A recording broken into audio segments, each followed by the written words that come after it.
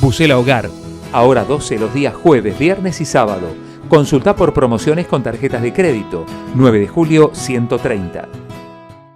Taberna Pisuela te espera con promos imperdibles. De domingos a jueves, 2x1 en el salón. Todos los viernes, mesas de mujeres, 20% de descuento. Todos los domingos, niños gratis. Encontralos en pedidos ya con envíos gratis. Paz 497, esquina Pinto. Teléfono 44 33 400. Facebook e Instagram, Taberna Pisuela.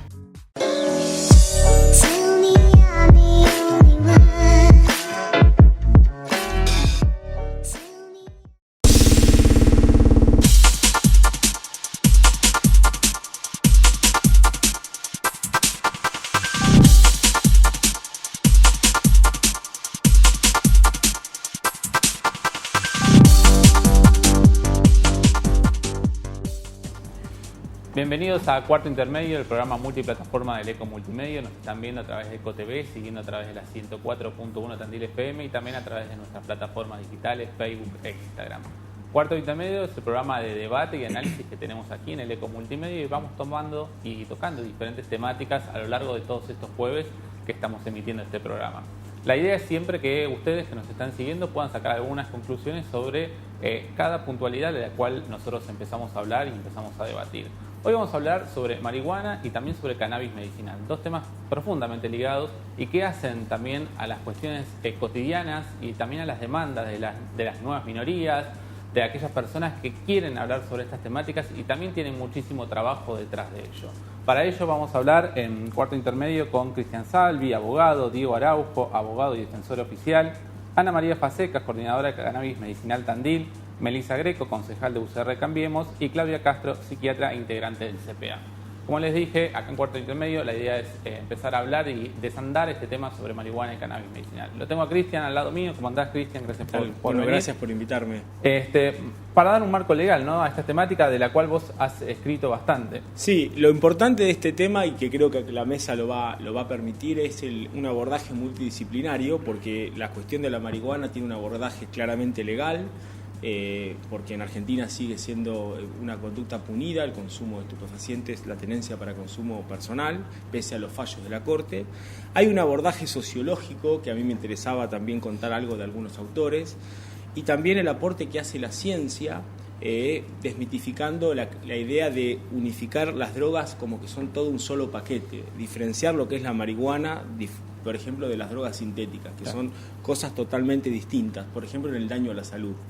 Y también es interesante poner sobre la mesa la cuestión del consumo recreativo de marihuana, porque en general, con cierto problema, a veces hasta de cierta censura, se intenta hablar en la discusión pública de la marihuana o el cannabis medicinal, y como que lo recreativo está prohibido, claro, o está mal. Y creo que también hay que tratarlo como parte del derecho que tienen las personas de divertirse sanamente. Perfecto.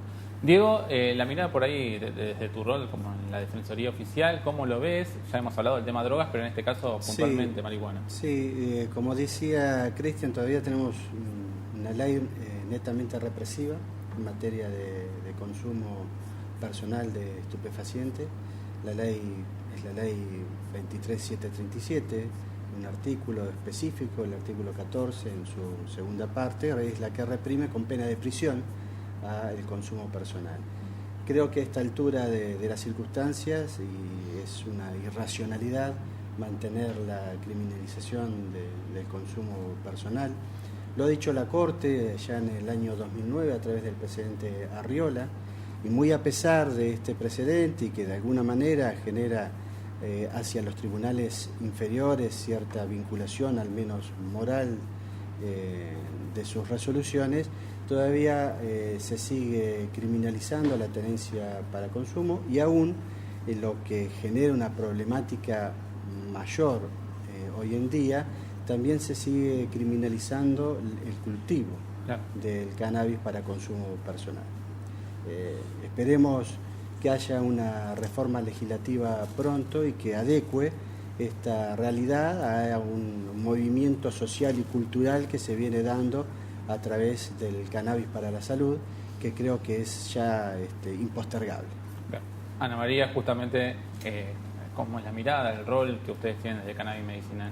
Bueno, La mirada y el rol justamente es esto, tener que cambiar un poco la ley, porque la 27350, que fue ya regulada hace 1 año y medio, Diego, mató el espíritu de la ley, avasalló lo que las madres, las mamás cultivas presentaron en la Cámara de Diputados.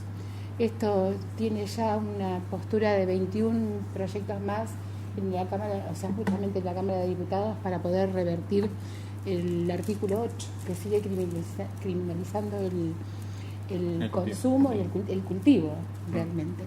Y las agrupaciones lo que estamos pidiendo es que esto deje de ser una política de drogas para convertirse en política de salud pública, porque ya deja de ser, como decían anteriormente, las leyes, esto tiene que cambiar, porque hay una realidad, como la que dice el doctor Carlos Magdalena, que es un médico, jefe de neurología infantil del Hospital de Niños Ricardo Gutiérrez y un gran activista canábico. El cannabis la sociedad empuja de abajo hacia arriba, esto existe, ya no se puede negar, y bueno, y justamente son los profesionales, los políticos, lo que tienen que revertir esto que está pasando, que tienen que hacerse cargo de una realidad que no va a cambiar. Al contrario, nosotros estamos festejando próximamente los 3 años de trabajo, lo que ha crecido la demanda y la concientización sobre el tema de la marihuana es increíble. Nosotros estamos formando, para hacerlo un poquito breve y para pasarle a mis compañeros, parte de la campaña nacional por la legalización y regularización integral del cannabis. Son 70 agrupaciones más profesionales y de la salud y del derecho que integran esta campaña, que bueno, ya ha tenido un eco impresionante en todo el país, y que justamente esto produce una unión, porque como cada agrupación tiene su forma de trabajar, esto de poder unirnos para sacar realmente algo que nos sirva a todos, ¿no? Que sea federal, que sea para todos. O sea, porque el cannabis es esto, debe ser para todos. Y ahí Melissa, justamente Ana María decía la parte política, ¿no? ¿Cuál es la respuesta, por ejemplo, a nivel local y por lo que se piensa relacionada a esta temática? Bien, a nivel local, desde lo que es el arco político, hay muy buena recepción, muy buena respuesta. Entendemos y acompañamos desde las distintas fuerzas políticas lo que es la demanda y la necesidad de un reclamo justo, en este caso que encabeza Cannabis Medicinal Tandil, y creo que esta responsabilidad se está contagiando en cada uno de los municipios a través de los consejos deliberantes y a través de cada una de las ONG o organizaciones, como es el caso de Cannabis Medicinal Tandil, que ellas viajan a cada una de las localidades llevando las iniciativas. Son pequeños, grandes avances. Todavía tenemos muchísimas deudas, como recién decían los chicos acá. Tenemos una ley, pero es una ley que mató el espíritu primero del movimiento canábico, así que tenemos muchísimo trabajo por delante, muchísimo debate por delante, pero bueno, son estos pequeños avances que nos van allanando el camino para que finalmente el uso del cannabis medicinal y sobre todo lo que es el autocultivo sea una política de Estado y una política de salud. Bien. Claudia, la mirada del CPA, que por ahí es el lugar donde los chicos o los más vulnerables también están en esos lugares tratando de superar las adicciones. ¿Qué tal? Bueno, buenas tardes. Bueno, te agradezco que estemos representados acá. Yo soy María Claudia Castro, soy psiquiatra infanto-juvenil, miembro del Centro Provincial de Atención de las Adicciones. Bueno, en nuestro caso, yo estoy en la salud pública desde el año 87 que dejé la residencia en el Hospital Sor María Ludovica de La Plata, o sea, siempre relacionada con los niños con severos trastornos psicopatológicos. Entonces, bueno, quizás mi presencia acá permita, por un lado, contarles cómo recibimos a los pacientes que padecen por el consumo problemático de marihuana, los adolescentes que padecen enfermedades, que sufren por el consumo de marihuana, por la dependencia psicológica principalmente, pero también en un cierto grado físico. Eso lo vengo atendiendo, son los pacientes que recibo habitualmente. Nuestro centro es totalmente gratuito, depende del Ministerio de Salud Pública. Ahí estoy desde el año 95, pero bueno, por mi doble rol de psiquiatra infanto-juvenil puedo acercarles quizás algunos... mi apreciación personal con respecto a familiares que también han venido, como le pasó al doctor Magdalena en su inicio, ellos con las gotitas a contarme qué les pasa con el autismo y cómo los médicos podemos, como dice el doctor Magdalena también, acompañar, porque como le pasa a todos, estamos quizás detrás de las madres, pero sí podemos capacitarnos, acompañar, buscar instituciones que ayuden desde la toxicología, analizando, poniendo en valor el cultivo de cannabis, la concentración de cannabinoides. Bueno, creo que este es el aporte y es por lo menos los médicos que queramos. Yo en este caso soy una médica al ser psiquiatra infantil interesada también en cannabis medicinal por los resultados que mis pacientes me han contado aquí en Tandil también. Bien. Bueno, volvemos Resumen. ahora sí.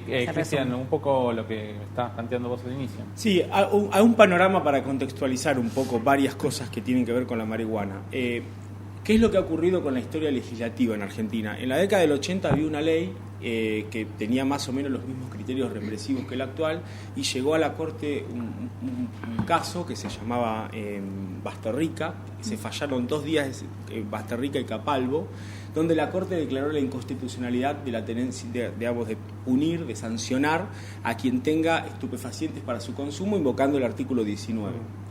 El Congreso modificó la ley y convalidó nuevamente la postura represiva. Y después, en el año 90, la Corte se volvió a pronunciar en un fallo que se llama Montalvo, si no me equivoco, donde dijo que era constitucional.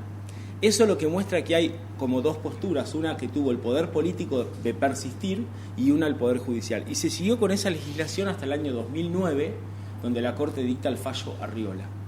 ¿Y para qué decir esto? Porque no es una solución que dé el Poder Judicial. Esto lo tiene que dar el Congreso, la solución. Claro. Porque la Corte ya ha dicho que es inconstitucional. En el criterio de la Corte entrarían cualquier estupefaciente.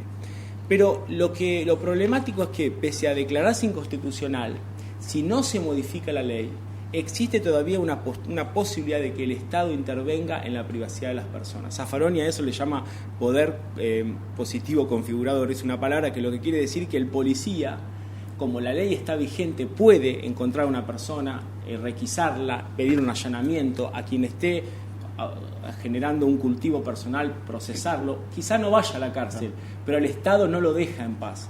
Por eso la única vía es modificar la ley. Y la otra cuestión a señalar es que el concepto de estupefacientes es un concepto legal, no es un concepto natural. En ese listado de estupefacientes puede estar cualquier cosa. No significa que todo lo que esté en la ley es malo. Yo me acuerdo en unos artículos que publiqué, acompañé un gráfico que es muy famoso, que es de un estudioso que se llama David Nutt, que tiene algo así como diciendo, bueno, el grado de daño que produce una sustancia y el grado de dependencia. Y entonces están todos puestos con puntitos cada uno. La marihuana, el cannabis, está por debajo que el tabaco y que el alcohol, en daño y en dependencia. Entonces la pregunta que uno le hace al televidente, ¿por qué la marihuana es una sustancia ilícita y por qué el tabaco y el alcohol son sustancias lícitas?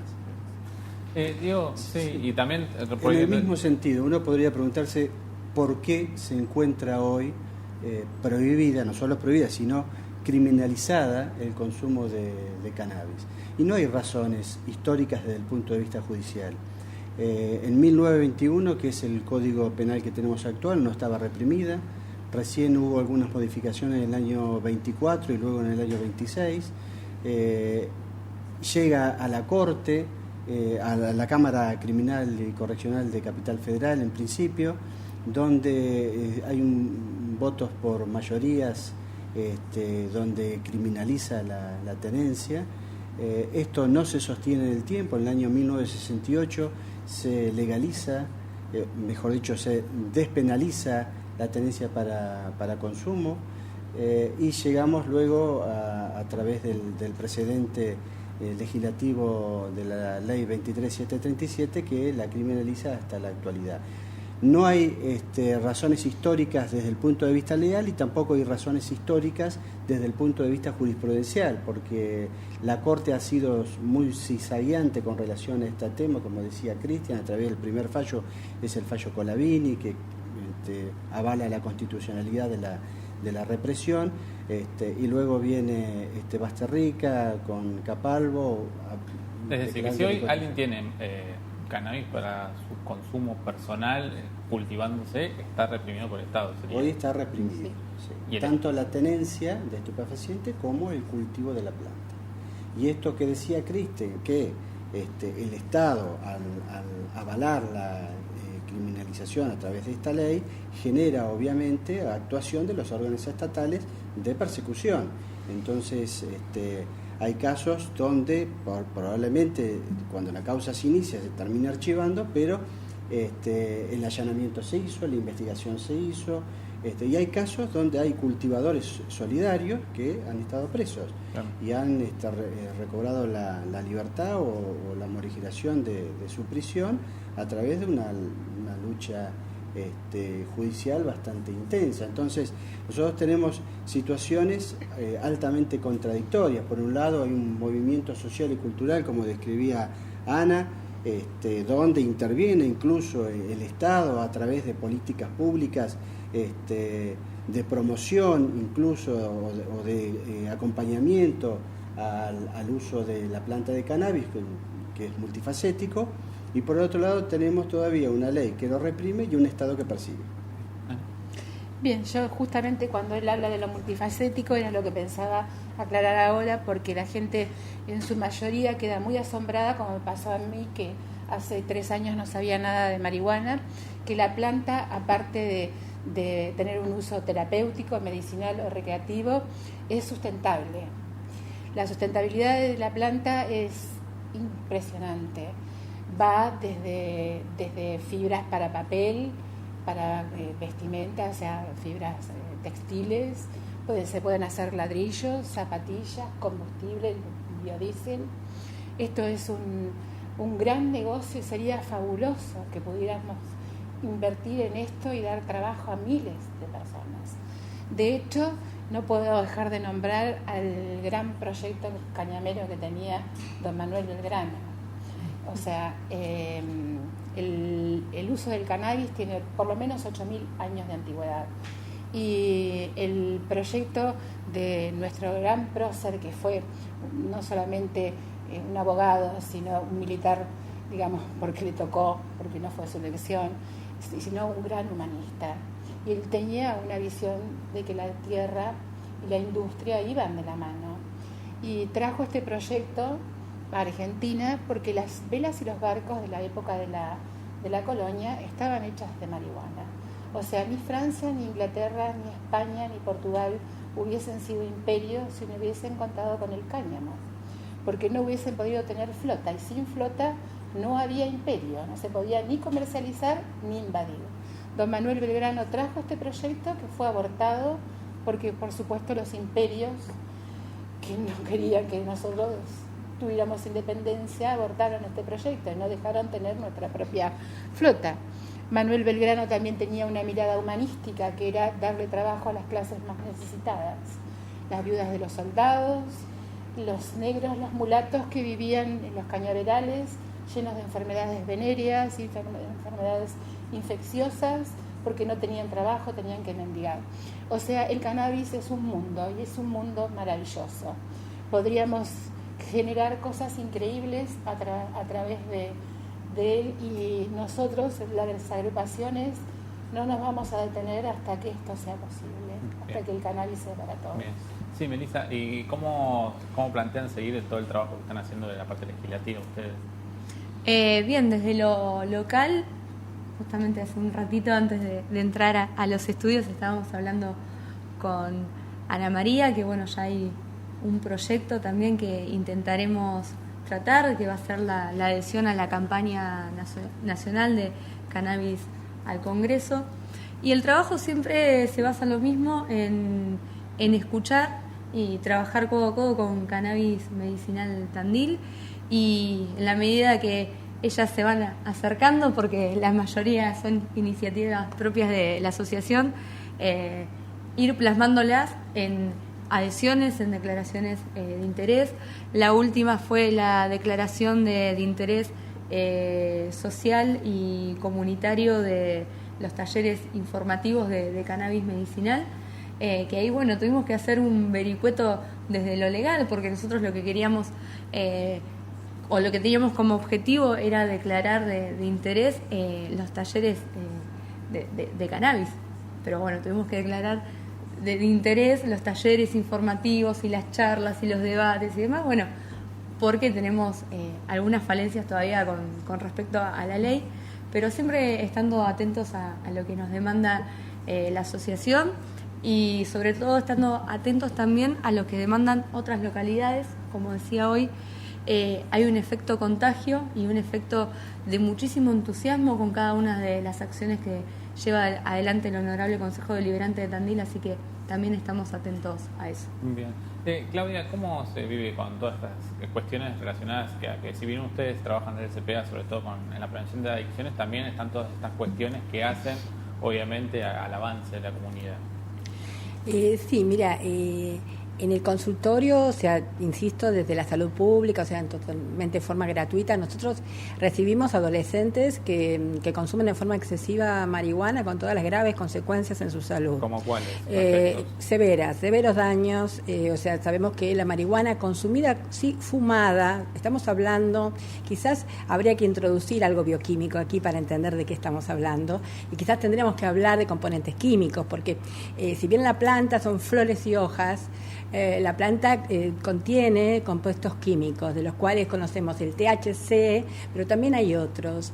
Y el THC es el más psicoactivo y es el que predomina en ese cigarro porro del cual consumen nuestros pacientes. Nuestros pacientes, o sea, por la cual si llegan con un problema de salud, es para nosotros un uso problemático en su salud. Realmente uno de los daños más riesgosos es el desencadenamiento de psicosis, que no es un mito, porque yo atiendo pacientes. Al ser psiquiatra he tenido pacientes jóvenes que ahora están transitando sus carreras por la UNICEN, pero los he atendido en el CPA y tener la ayuda de la sala de salud mental y llevar sus 20 días, sus 30 días, luego con un pequeño tiempo de medicación, y ahora ya no toman medicación, pero saben que nunca más fumarán un porro. ¿Por qué? Porque les desencadenó. Hay que saber que no todos los seres humanos somos iguales, no todos nuestros cerebros son iguales. Entonces, así como hablamos de que en el alcohol, que es un flagelo enorme, de todos los chicos que van a las previas, quizás muchos siguen su vida normalmente, pero 2 o 3 se quedan pegados y son alcohólicos luego crónicos. Dentro de todos los adolescentes de 16 que pueden tener acceso a un porro, quizás algunos quedan pudiendo trabajar como abogados, pero muchos otros quedan pegados en una situación de una apatía amotivacional y un porcentaje con una psicosis paranoica que nosotros diagnosticamos y por suerte diferenciamos de la esquizofrenia. Entonces no son para nosotros esquizofrénicos y sabemos que después harán una vida normal, con esta cuestión de no volver a fumar la marihuana.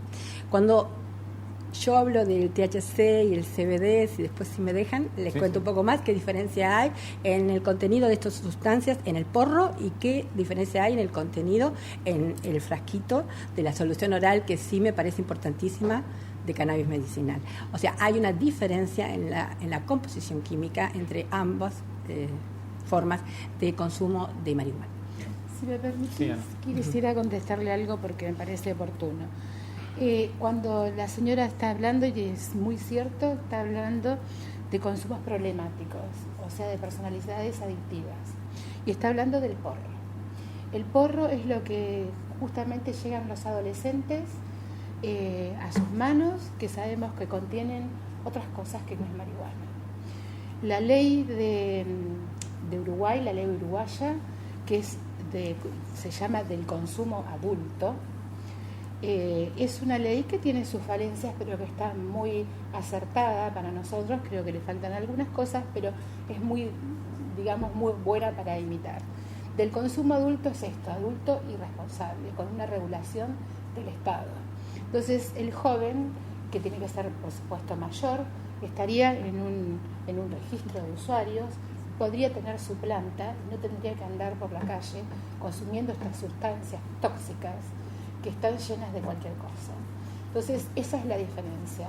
Nosotros abogamos por el tema del uso terapéutico del cannabis. Se llama, antes cuando nosotros empezamos con la agrupación era medicinal, ahora se amplía al terapéutico. Y justamente el tema es esto, trabajar y en la educación, porque las personalidades adictivas están, como lo dice la señora, también en el alcohol, en el cigarrillo y en otras adicciones, ¿verdad? Entonces hay que trabajar en la educación. El Estado tiene que estar presente. No somos las agrupaciones las que tenemos que estar cumpliendo el rol del Estado. Es el Estado el que tiene que estar. Pero como no está, la gente se ha empoderado. Entonces para eso estamos luchando, para que esto se regule, el Estado se haga cargo y haya un registro de usuarios. En Uruguay, termino acá, la ley permite el cultivo de 6 plantas por familia, adherir a un club de cultivo. Si vos no querés, no podés cultivar, lo cual es perfecto.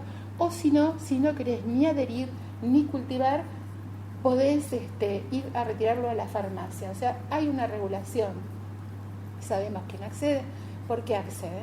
Esto es lo que está faltando en Argentina, ¿verdad? El hipotético daño a la salud que cause no es razón suficiente para prohibirlo.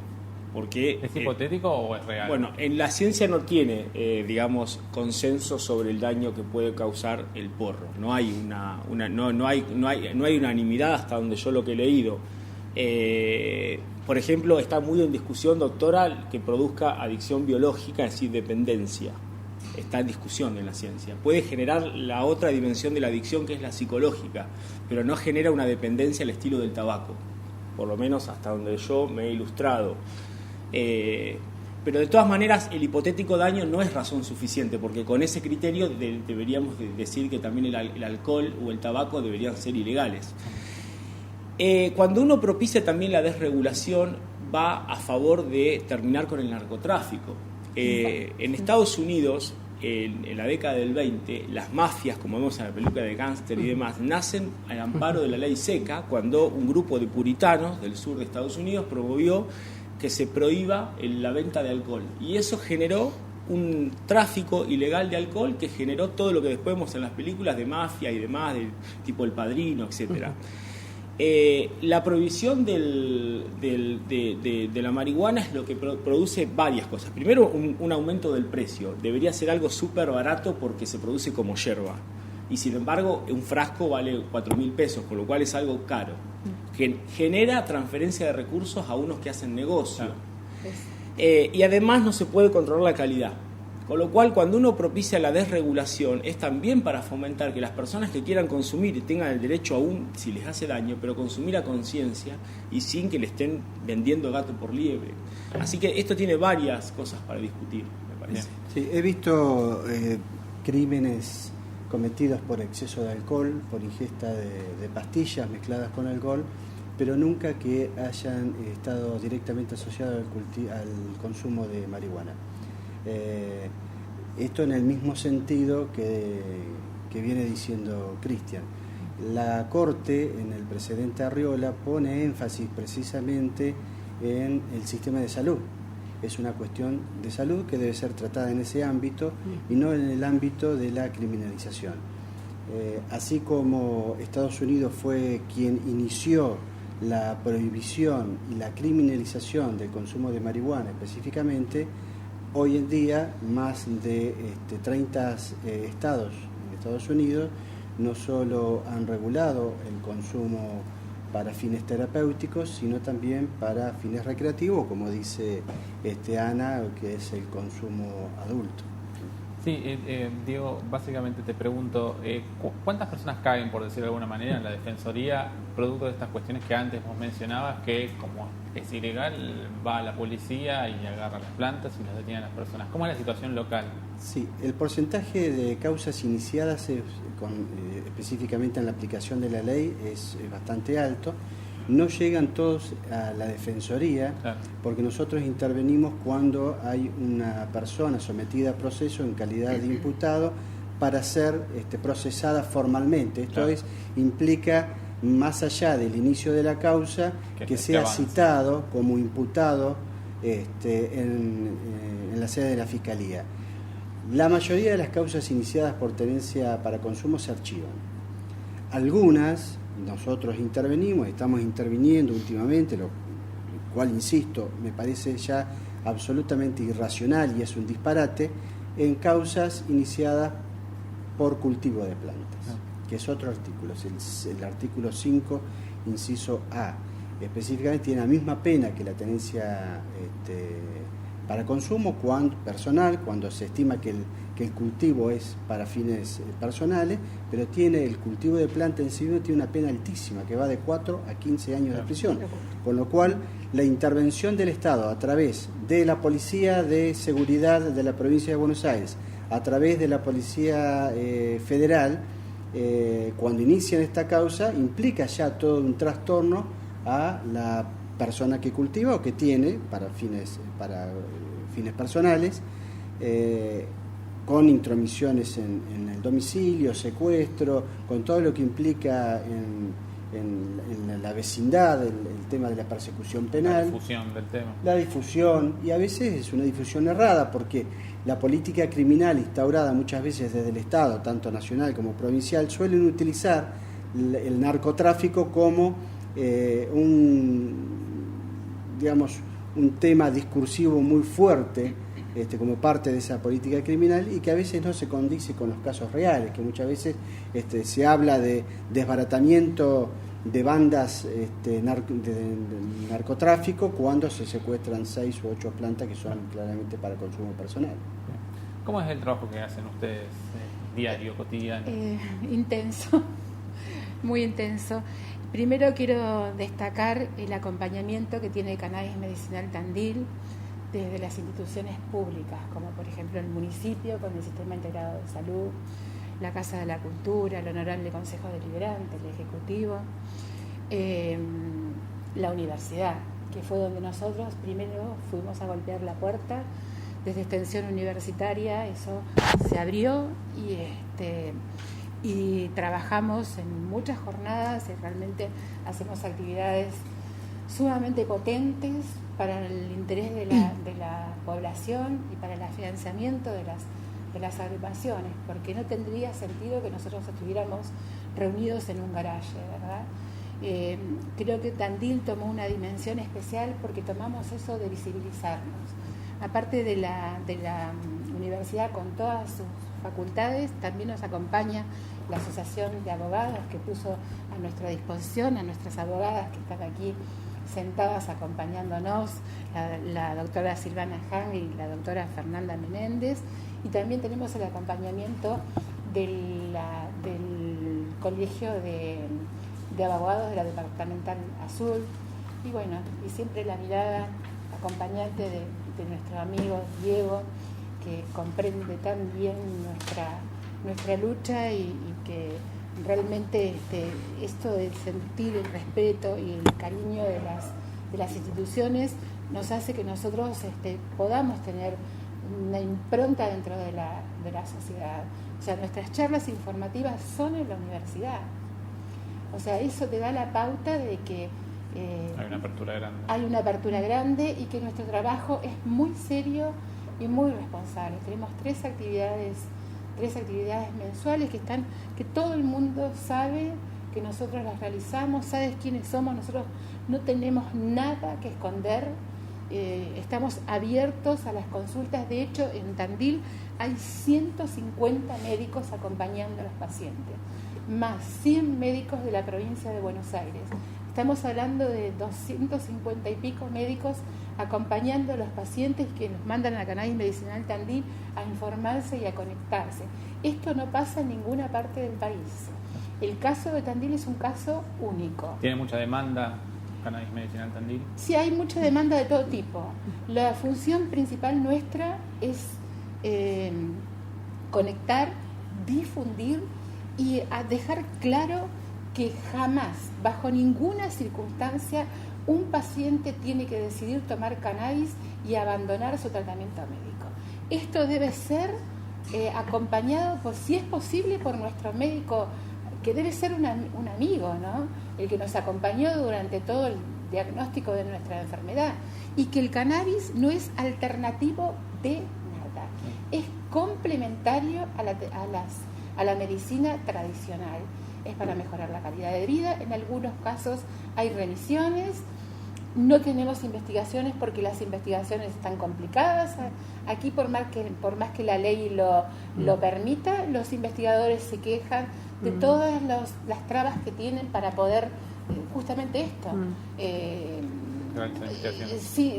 hacer las investigaciones, ¿no? Como por ejemplo que no pueden conseguir la semilla porque están prohibidas. Entonces hay muchas cosas que mejorar.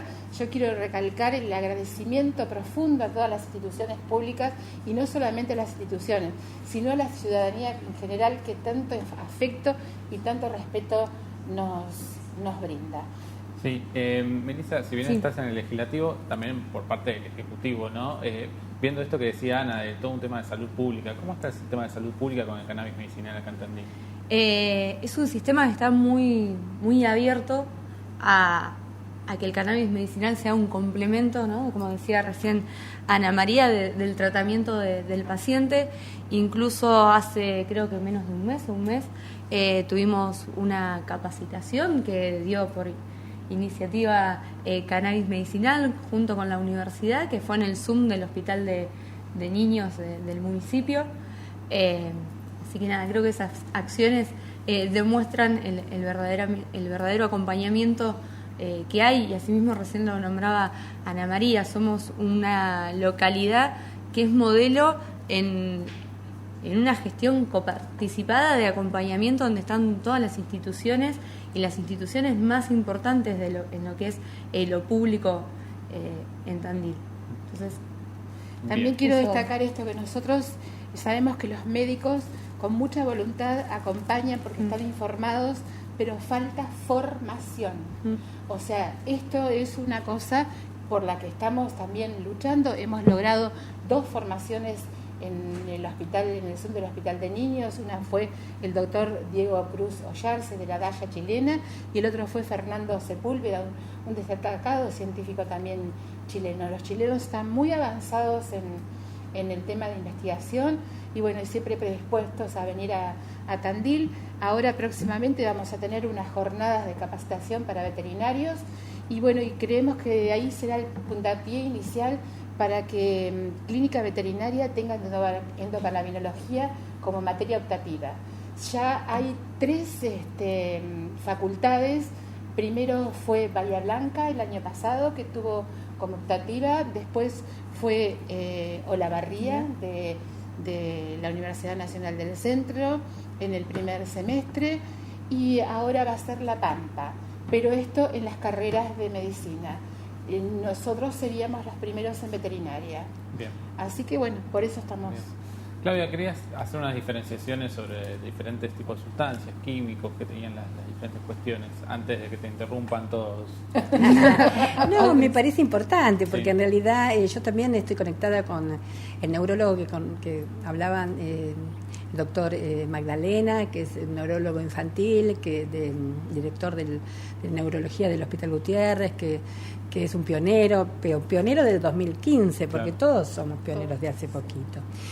Donde también él cuenta siempre que una paciente, la mamá de una bebé de 2 meses con ictus epiléptico, que son epilepsias continuas que determinan un retraso mental terrible, le presentó el gotero, y él aceptó, acompañó, y la chiquita mejoró muchísimo, porque la primera que sabemos que las gotitas de cannabis ayudan es en la epilepsia infantil, en la encefalopatía infantil, cuando los antiepilépticos no ayudan.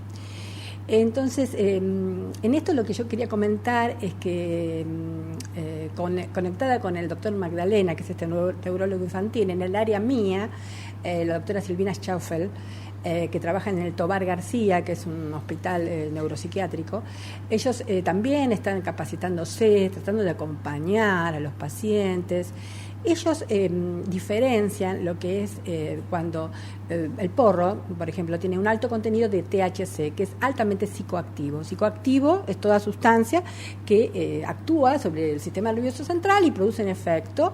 En cambio, el CBD, el cannabidiol, es el que tiene el efecto antivomitivo, es el que tiene el efecto antiepiléptico, es el que tiene el efecto contra el dolor, y de hecho las gotas, en el estudio que hace uno de los lugares que está recibiendo el gotero, es la facultad, la UBA, la facultad de bioquímica en el área de toxicología. El porcentaje más alto es de CBD, o sea, dentro de lo que tiene cannabis, tiene 3% CBD y solo 1% THC. Entonces, ¿qué quiere decir? Que no es un... quienes atendemos a los pacientes que padecen por el consumo contra cannabis, porque estamos hablando de cannabis de diferente manera, claro. Diferentes, el cannabis de diferente manera. Y yo por eso invito, estando acá y puedo tener esta opción, a Cannabis Tandil, terapéutico Tandil, a acercarse por lo menos al centro de adicciones, donde hay psiquiatras y psicólogos. Sería interesante también a neurólogos, y que el neurólogo infantil es un poco rotativo en nuestro hospital, pero creo que ahora hay alguien. Psiquiatra infantil está la doctora Alejandra Negri y el doctor Rodrigo del Campo, seguramente van a tener mucho interés. Digo los psiquiatras infantiles porque en el espectro autista, con otros nombres, trastorno generalizado del desarrollo, no nos gusta etiquetar, pero podemos hablar de un severo trastorno en un niño. También hay resultados con las gotitas de cannabis, o sea, con el cannabis terapéutico, que la medicación antipsicótica, la medicación tradicional no ayuda. Entonces, creo que hay una apertura. Nosotros lo que queremos es diferenciar que sí consideramos que los adolescentes sufren un grave desarrollo en su personalidad cuando fuman marihuana abiertamente. Entonces, eso es una realidad nuestra de todos los días. Produce un síndrome de apatía amotivacional que no afectará a todos, pero a muchos sí, que se puede confundir con una depresión. Ese es el típico adolescente que fuma porro. Eso es la diferencia que nosotros queremos hacer. Y también lo que nos ha pasado en la guardia es recibir a un adolescente con una grave crisis de angustia y despersonalización por haber consumido galletitas de cannabis, porque quizás en la información no le llega a la mamá de que no puede hacer una torta y no avisarle a su niño, a su adolescente, que está consumiendo, ingiriendo, no sabemos cuánta cantidad de cannabis en la torta o en el brownie. Y eso nos ha pasado, tener que atenderlo. Primero no sabíamos qué pasaba y el chico la pasó muy mal, pasó de ese estado, ¿no? Y por eso digo que... es complicada la diferenciación, es casi una línea muy transitoria, compleja de... No, yo creo que nos podemos entender realmente, porque estamos hablando de otra cosa. Bueno, una cosa es fumarla y otra cosa fumarla en la adolescencia, y otra cosa es lo que estamos hablando. Lo peor que tiene que fumar es la combustión. Y después el tema de, porque se puede también inhalar, o se puede comer, como dice la señora, y vuelvo a reiterar que no es lo mismo algo que uno planta que lo que compra en la calle. Hay una gran diferencia.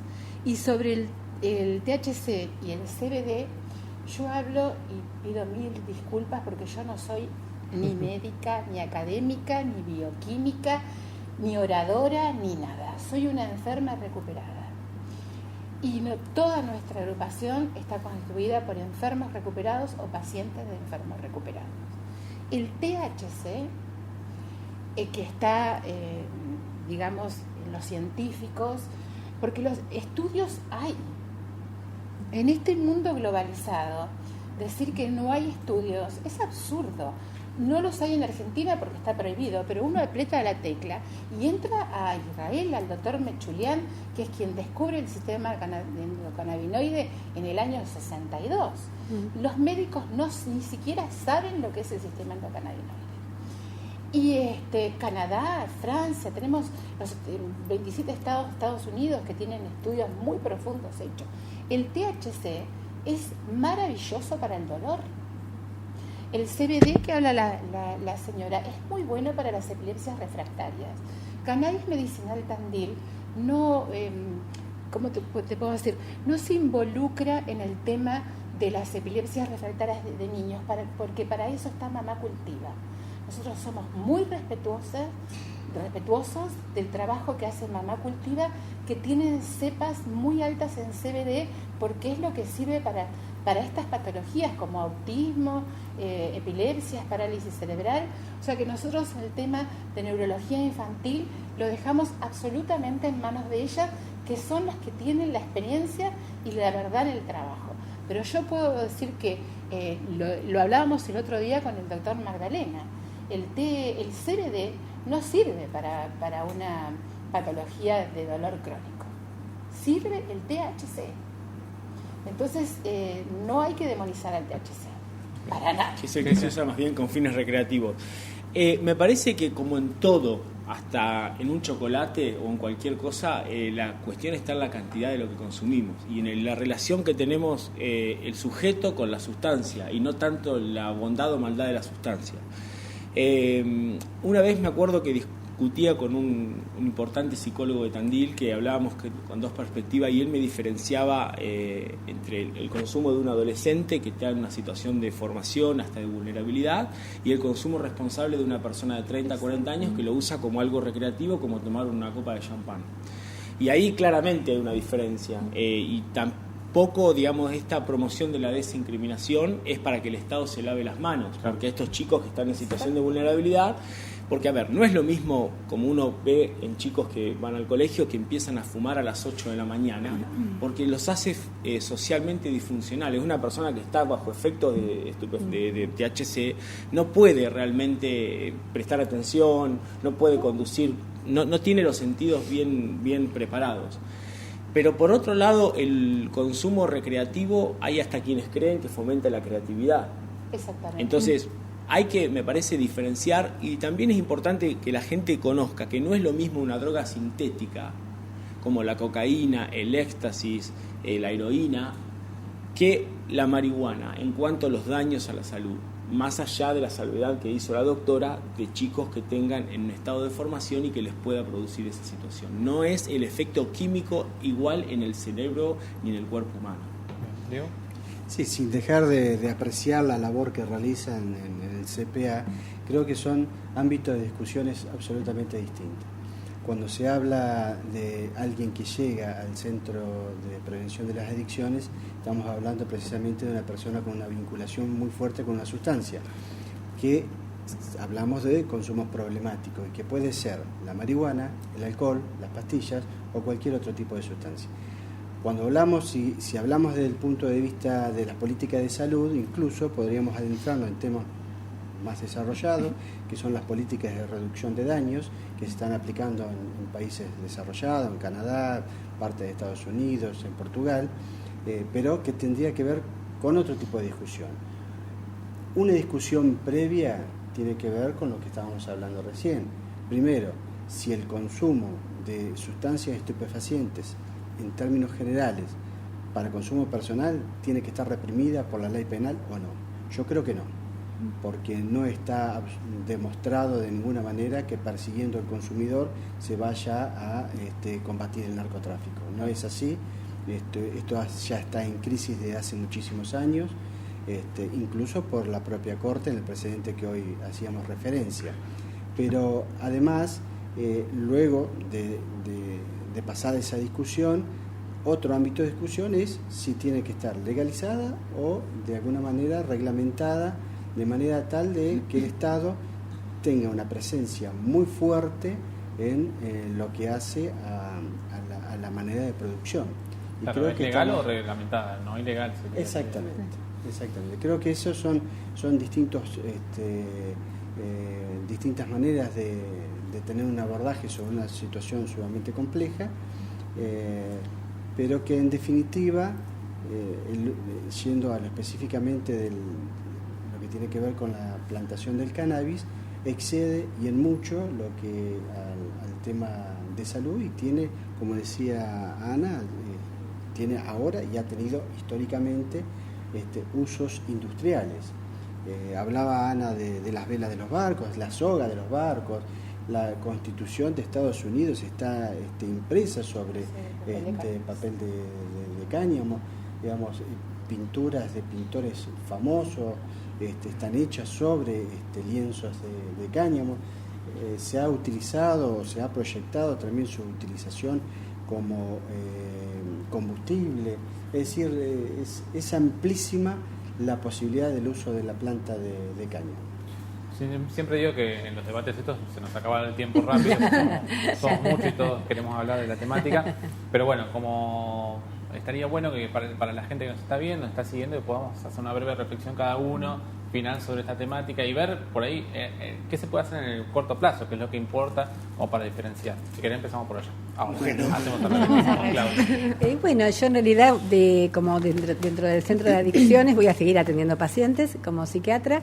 El paciente joven, pero también el paciente adulto llega con graves daños en la salud por cannabis, quiero aclarar. O sea, el abuso del porro fumado, para aclarar hoy, también sea el porro cultivado por el paciente adulto que tiene una adicción, genera ansiedades, dificultades de socialización, porque a veces se da la situación donde cuando el paciente genera una adicción, que quizás es lo que vos diferenciás, que muchos no generan una adicción, pero si el paciente la genera, puede ser un adulto de 40 y 50 años también. Y ese paciente se aleja a veces de su familia, no es que se aleja totalmente, pero en una fiesta es muy común que no pueda estar todo el tiempo con ellos porque tiene que fumar, porque fuma varias veces al día y no es algo que pueda elegir no fumar 4 o 5 porros al día. Entonces, quiero decir que sí se genera una tendencia, la más comprobada es la psicológica, la que actualmente se está revisando es la biológica.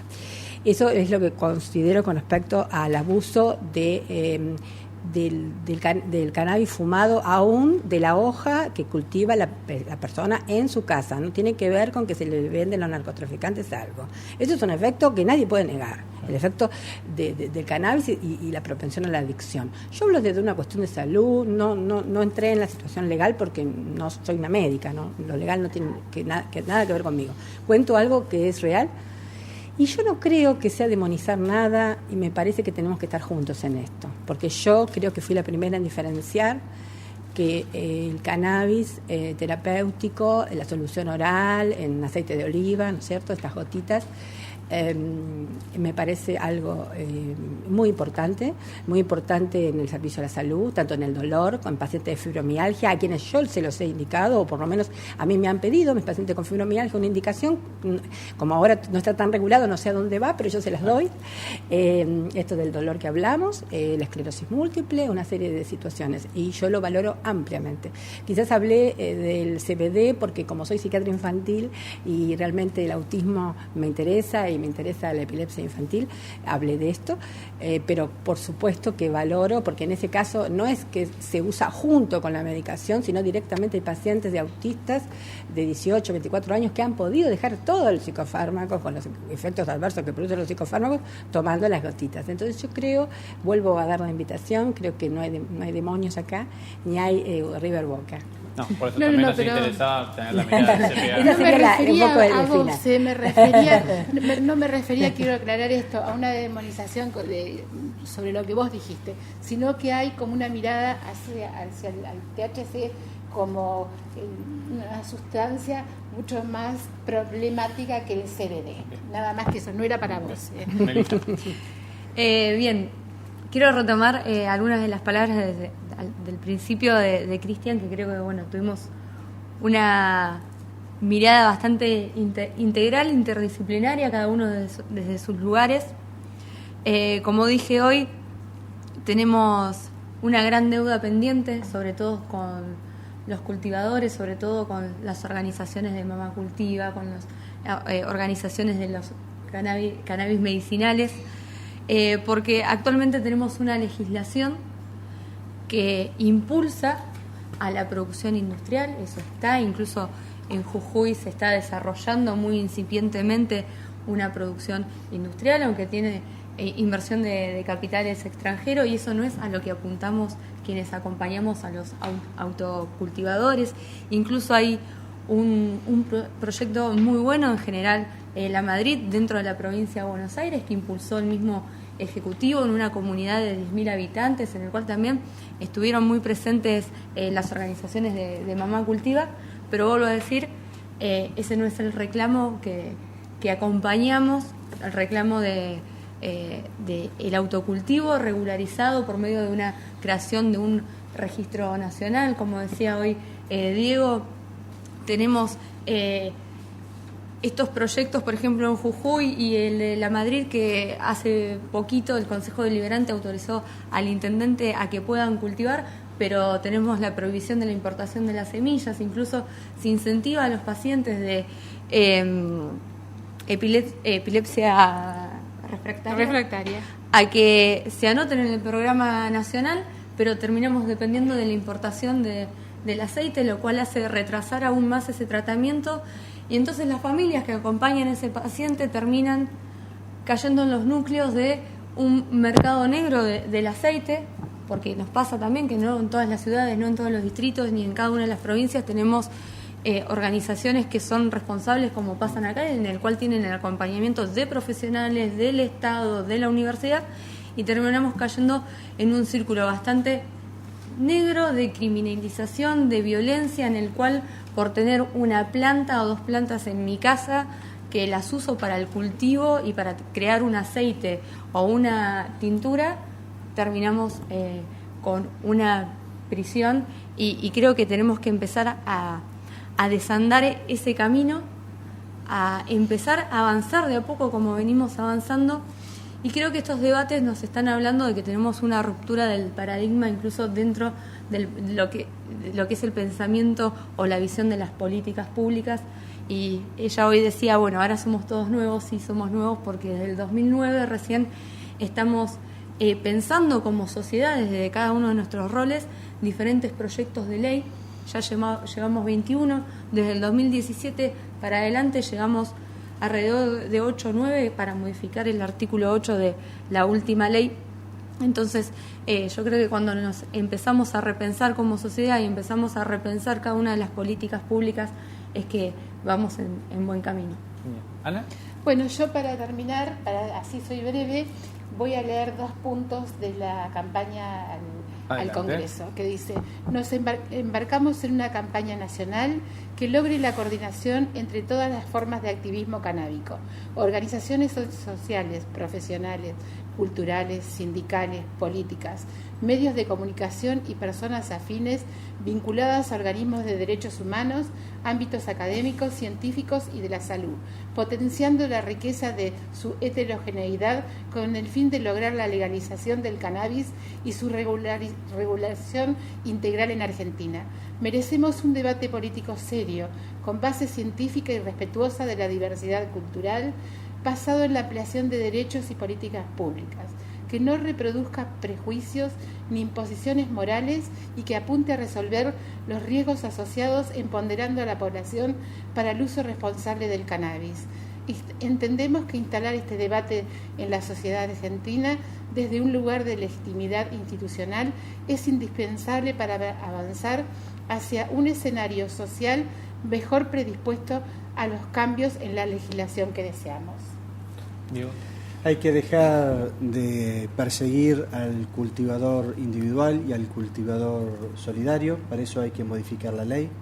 La persecución penal es costosa, está descontextualizada con todo este movimiento social y cultural que se está dando alrededor de la planta de cannabis.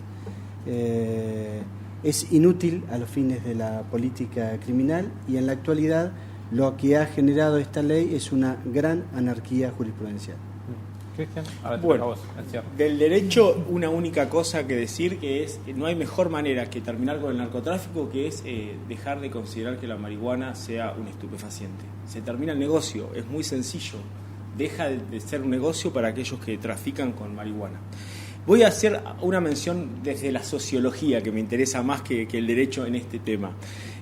Una recomendación: hay un autor que se llama Howard Becker, que es uno de los más grandes sociólogos del siglo XX, autor de la teoría del etiquetamiento y de la desviación, que tiene, a mi modo de ver, de lo mejor que se ha escrito sobre la práctica del consumo de marihuana con fines recreativos. El libro es súper famoso, se llama Extraños, hacia una sociología de la desviación, es de la década del 60 y tiene 2 capítulos dedicados a convertirse en un consumidor de marihuana, siempre desde lo recreativo.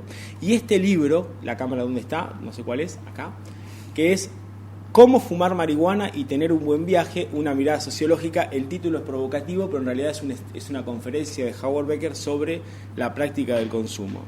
La tesis que él desarrolla es la siguiente. Él dice, primero, la marihuana no produce adicción, al menos en el sentido en que lo hacen el alcohol y los opiáceos. Primer punto. Segundo, él sostiene que la persona entra o sale del consumo de acuerdo si le reporta más o menos utilidad. Es decir, la persona que empieza a ver que no le es útil, deja de consumir. Eso no ocurre con otras sustancias. Las personas que consumen tabaco son conscientes que causa cáncer y siguen consumiendo. Los alcohólicos están en situaciones a veces dramáticas y siguen consumiendo. La tesis de Becker es que alguien cuando dice me reporta más mal que bien, dejo de consumir la marihuana recreativa. ¿Listo? Listo. Perfecto. Bueno, gracias a todos por haber venido, No, gracias por la gracias a temática. Nos vemos el próximo jueves en Cuarto Intermedio, esta propuesta multiplataforma que tenemos desde el Eco Multimedia.